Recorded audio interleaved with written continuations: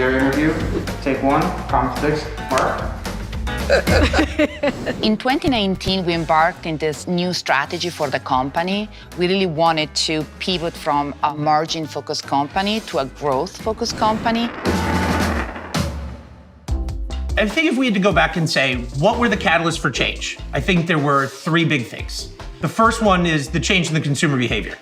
The second would certainly be ROI. And I think the third thing was just becoming fairly obvious to us that there was a need for personalization.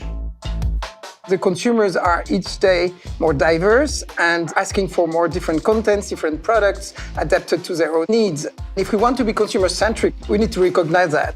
The gap that we saw was really the insights that led us to pivot our strategy and really start the journey towards empathy at scale. You know, the role of data when it comes to empathy at scale is critical. The only way you truly understand your consumers and get a 360-degree view is getting the data that pertains to that customer, to making certain that in the future you can be relevant and contextual on how you reach out to them. Empathy at scale was a great expression of that too. No, not only the science, not only the pure numbers of ROI, but also insisting on creative excellence. How do you build consistent brands? How do you emotionally connect with consumers? Cadbury is a brand that's been around for nearly 200 years. Coffee cream, caramel. Oh no, don't be greedy. It's a brand that consumers have grown up with. When we moved to empathy at scale, we could bring in a lot more emotion to the advertising content. We could bring in a lot more humor, and it just felt much more warm, much more British, and much more Cadbury. Empathy at scale was an exciting change.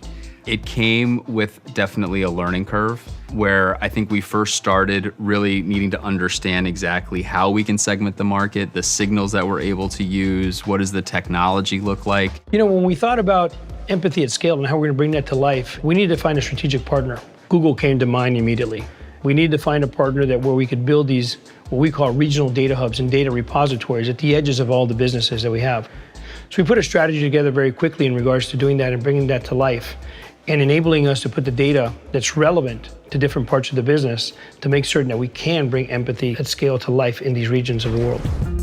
One of the biggest unlocks for us has been the affinity segmentation that we've done in partnership with Google. And within those affinity groups, defining the fandoms where we can really connect Oreo to their deepest passion points. So for instance, we can talk to bakers and makers to drive recipe usage, thinking about Oreo more from a recipe occasion standpoint. The last ingredient is the Oreos. This is where you get to choose your fate. We've seen our ROIs on the Google platform more than double. And we've also seen our brand health metrics improve. So the brand is gaining ground in terms of meaning, which means consumers actually say they love the brand and it's more relevant to them.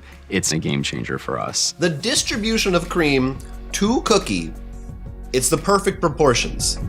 Empathy at scale has allowed us to become more of a service brand. And we really want to get the context right, which is like really focusing on the audience, their mindset. We've had some really good examples of where that's worked. With the Worldwide Hide, for example, when it came to Easter, we tapped into the real insight that consumers want to do an Easter egg hide. We managed to use that consumer insight and managed to bring that into the virtual world. You had consumers sending clues to their loved ones about where an egg would be hidden. And then if they wanted to, they could go then on to buy an egg and physically send it to that person. So we had a huge success with that. We had 2.26 million site views. We had a 20% increase in sales, and all our eggs were sold by the Easter Sunday. The power, let's say, and the creativity needs to be in the business units. And if you unleash that, it's an incredible source of growth. If you were to ask a Mondelēz marketer, what's the future? For them to say personalized tells me that we've got Groot and wings, that people know this is the future, that they feel they own it, and that they're driving it.